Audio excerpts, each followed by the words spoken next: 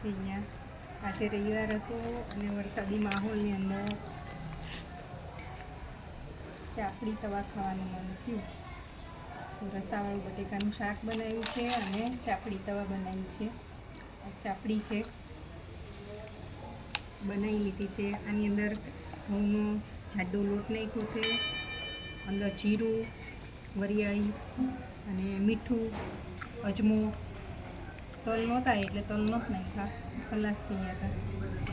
તો તલ પણ હોય આની અંદર, તલ નાખી અને પછી ગરમ પાણીથી લોટ બાંધી લેવાનો અને આ રીતના ચાપડી બનાવી લેવાની અને એને ધીમા તાપે તળી લેવાની. આપણે ચૂલા ઉપર આજે બનાવી છે, ચૂલા ઉપર બનાવેલી ખાવાનું મન થયું એટલે જો અહીંયા ચાપડી તૈયાર થાય છે, તળાઈ રહી છે.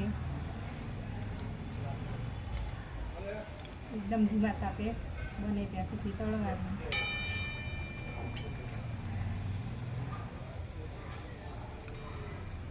બ્રાઉન થઈ જાય અને શેકવાનું. હા, જો આ હરિકૃષ્ણ કે છે કઈ રીતના કરવાનું. હરિકૃષ્ણ કે જ્યાં સુધી બ્રાઉન ના થાય ત્યાં સુધી શેકવાનું. ત્યાં સુધી શેકવાની.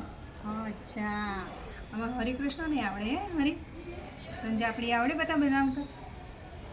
હે હા.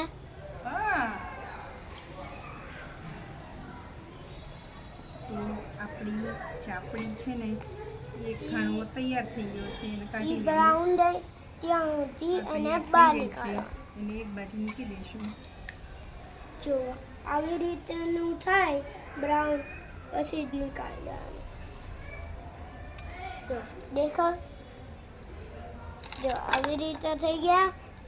મમ્મી હું નાખો. નીચે નાખશું. ના ના, બળી જવાય બેટા. ઊંચા ઊંચેથી તું બીજાને બાળી નાખે. તેલ ઉડે બેટા આજુબાજુમાં બધે.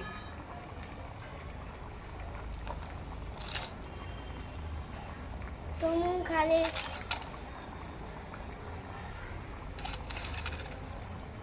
જો આ રીતે બધી ચાપડીને તળીને તૈયાર કરી લેવાની અને પછી એને રાજકોટમાં અને એ સાઈડ ઊંધિયા જોડે ખાઈ છે ચાપડી. અમે આજે બટાકાનું રસાવાળું શાક અને ચાપડી બનાવી હતી.